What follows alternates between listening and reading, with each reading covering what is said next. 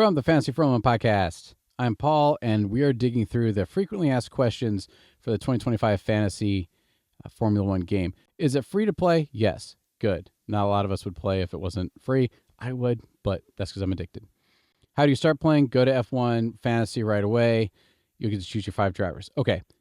This website, they've gotten a lot better. When I started playing back in 20, it wasn't that user-friendly. It is getting better, but if for some reason your computer doesn't work, try it on the app. If your app doesn't work, try it on the computer. If your Mac doesn't work, try it on PC, etc. Because even me and with my co-host Ben, sometimes we'll be playing and it just won't come up on our computer. It won't come up on our app. I promise the game isn't broken. But once you get it logged on and you get it working, then it tends to work everywhere else. But there's a little support button you can click if you have questions.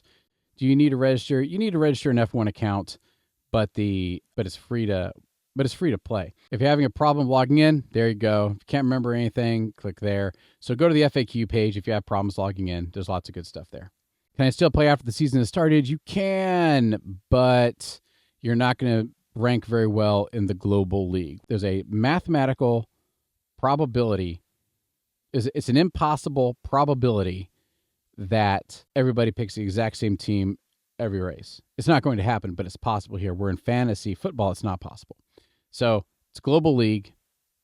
You got to get in early. And if you show up a few weeks late, that's really not good, but no, you can. Are there prizes? Yeah, there's a prize page, and it is my goal to win that prize at some point. I really want to. It's very, very difficult. I'm getting closer. The highest ranked I ever was last year, 1 point before George Russell got his disqualification. I was at around 18,000 in the world. And then that disqualification came in. That was the end of my competitive aspirations, at least for being in the top, like 1,000. To pick a team, can you pick more than one team? You can pick and manage up to 3 teams per account. What is DRS boost? You pick one driver in your team to receive a DRS boost. Any driver in your team can have the DRS boost, which will double their score for that Grand Prix. Your DRS only applies to the selected driver and doesn't affect the points scored by the constructors. Bummer. But yes, so you want to pick your good driver and give them a DRS boost. Now, what happens if your driver DNFs? Well, then you get negative that score doubled. How many changes can I make to my team? Before the first Grand Prix, you can hone your team by making as many transfers as you want. Just stay within the cost cap. After the initial race, you can take 2 transfers for each team that you manage. You can make more. If you make more than the allowed transfers, each additional transfer costs you 10 points. 1 unused transfer can carry over to the next race. However, it must be used for the following race, and carryovers won't accumulate throughout the season. Basically, you top out at 3 transfers, and if you don't use them, you lose them. Strategy: do not feel the need to use transfers just because you have them. It's better actually to keep your transfers at 3, so if stuff goes sideways, then you can change it. Okay. Do price of the drivers and constructors change? Prices of the drivers and constructors will be updated after each race. Prices can increase or decrease depending on their performances and will remain fixed until the next Grand Prix.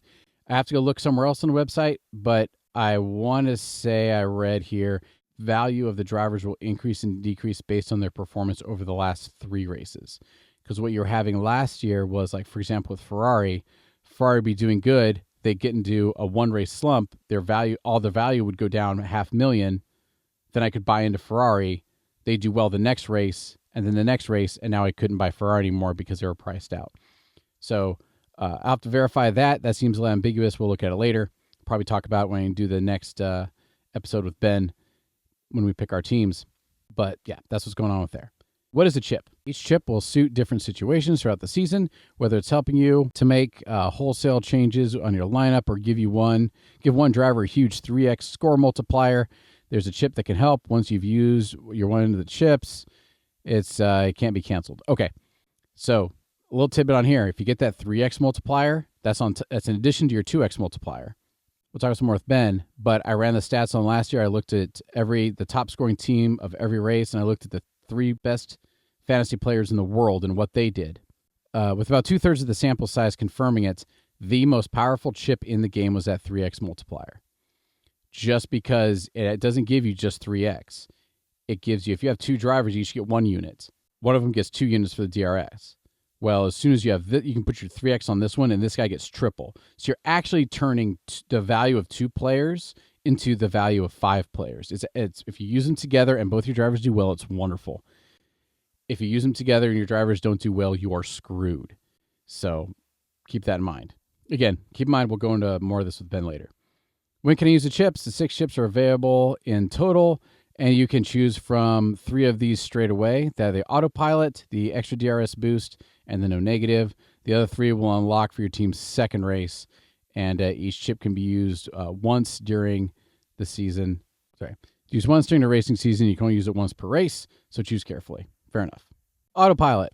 Autopilot will change the DRS boost, so the 2x DRS boost selection, and give it to the highest scoring driver on your team if it turns out to be different than your original choice. So this is good if the example is if there's 2 guys, if you have 2 drivers on your team that are both doing really, really, really well, and you're not sure who's going to do great, then you can go ahead and use that that autopilot.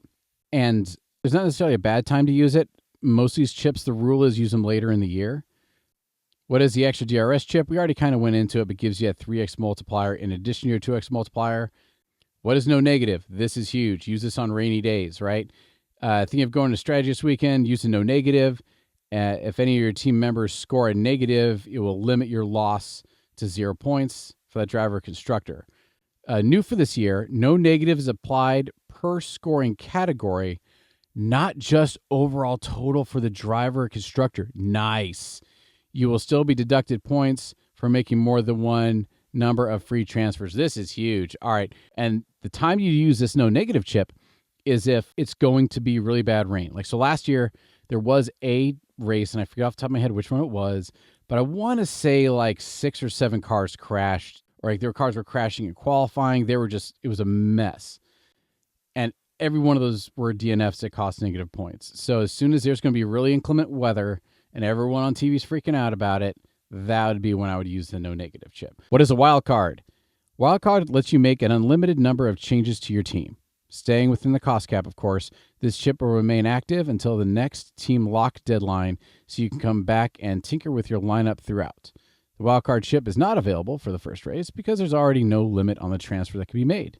Chip is available, and your team has to complete one whole race weekend. All right, best used probably mid-season break. It's best used if you have a strategy and suddenly it is going horrible. It's best used as an emergency if you really, really need it. Don't use it just wow, McLaren's doing really well, and I didn't have McLaren on my team, and I've already used up my moves. Let me use wild card so I can get McLaren on my team. No, you can, and in one school of thought, you don't want to let points go to waste, so go ahead and use it how you will. But the wild card is really best to do for a whole team makeover. Limitless chip. Limitless is like a turbocharged wild card. I love Limitless. Play this chip not only to get your unlimited transfers, but also have no cost cap for the race.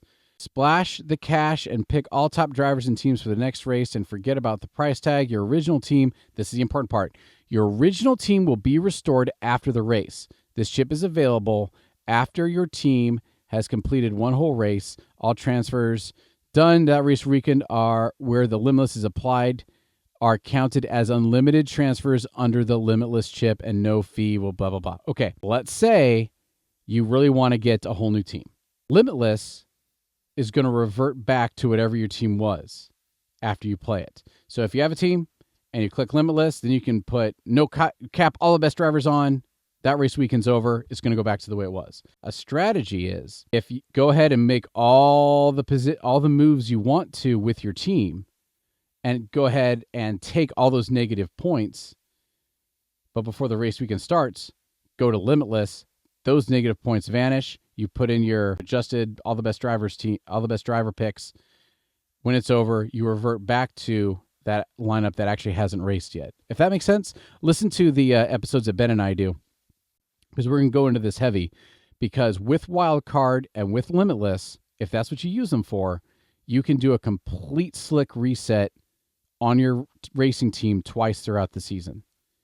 And I used this technique last year when Ferrari wasn't doing so well. They had a bad race, and I knew that next race, if they did well at all, they were going to be priced out, and I wasn't going to be able to have them. So what I did was I went ahead and did a bunch of switches, got Ferrari on my team, took like negative 40 points, then used Limitless. All those points, negative points went away, used all the Limitless drivers. When it reverted back, I had Ferrari, and I didn't incur any penalty for it. So again, listen to the other content we have. We're going to touch on that again for sure. And the Final Fix chip. That's it. Final Fix. I messed it up on the other episode, I think. Use the Final Fix chip can make a single change in your team between the end of qualifying and the start of the Grand Prix. You will not incur a penalty if you've already used all of your free transfers, and you will keep the points already earned by the driver you remove from your team and only score points for the incoming driver. The chip is available after the team has completed one whole race weekend. You cannot change a DRS boost application when using your Final Fix. That's important to know. And if the driver you remove has DRS applied, the incoming driver will receive 2x score for the rest of the session.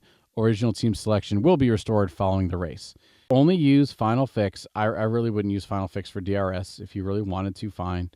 But the purpose of Final Fix is if somebody crashes in qualifying and they're not going to make the race, you can quick swap them out and not take the negative 10-point penalty, because you're otherwise going to be taking the negative 20-point penalty. So that is the idea for Final Fix. Don't just use it willy-nilly. Don't be like, oh, I really want Max Verstappen, and then use it to fix Max. No.